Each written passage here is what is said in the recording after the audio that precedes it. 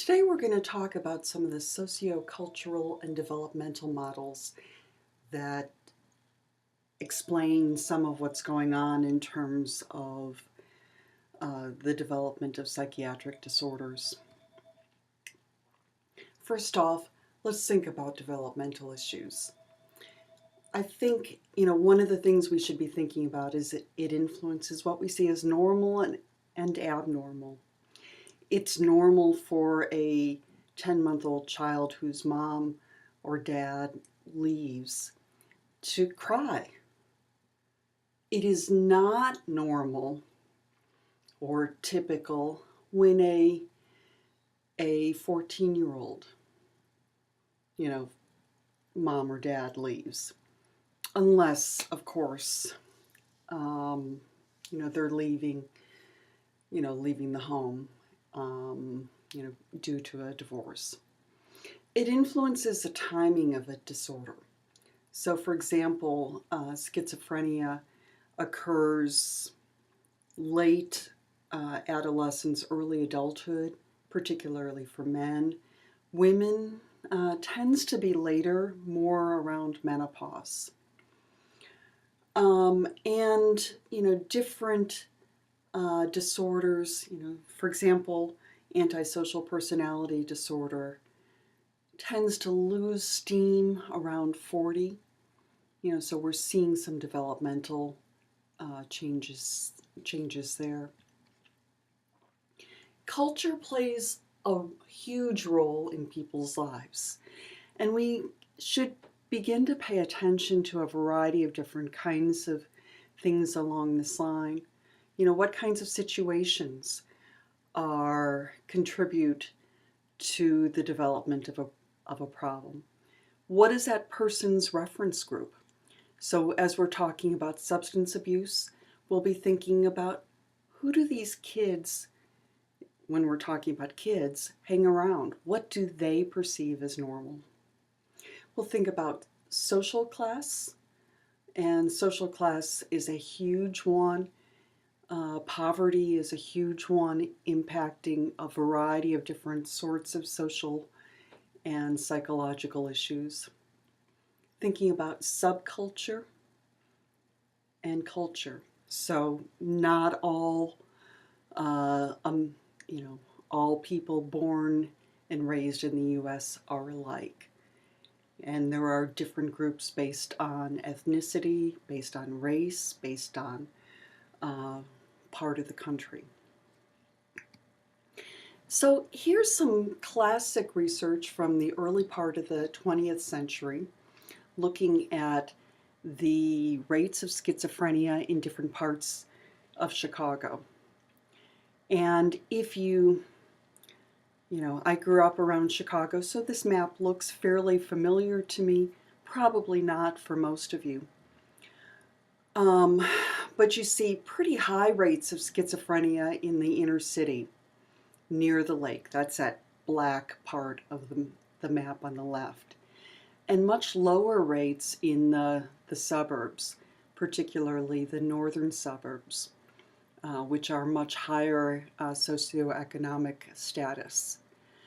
And what the researchers did here is looked at these rates and said, what's going on here?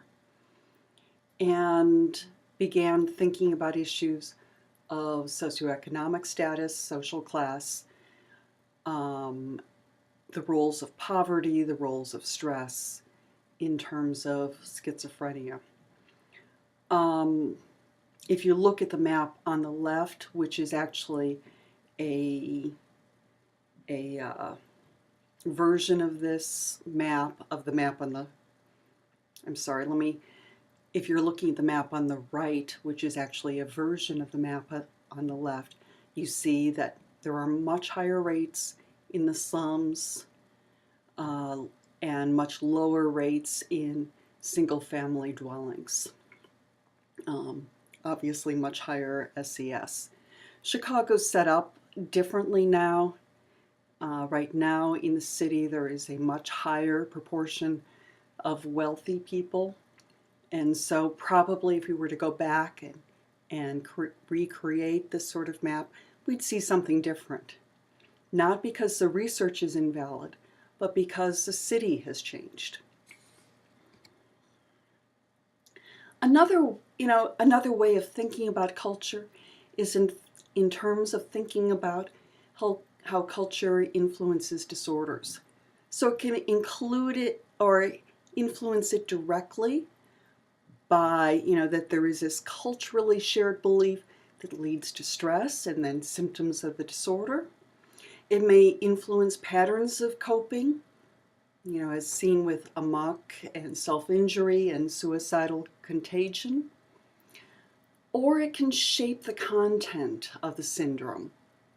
So the way that we're seeing things, and we see that in terms of some of the fear of other people, anthrophobia, brain fag, dissociative identity disorder, which until maybe 30 years ago was pretty unusual, and anorexia nervosa, which also has become much more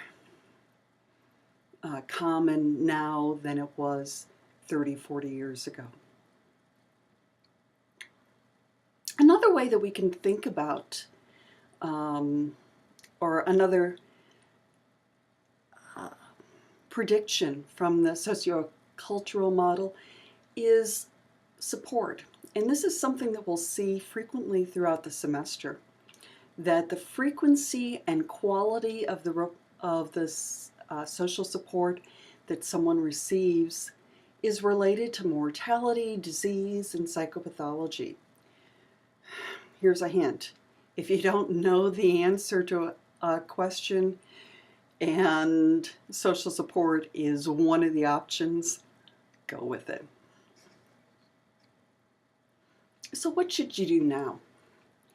Page through a magazine and look at the images of men and women in it.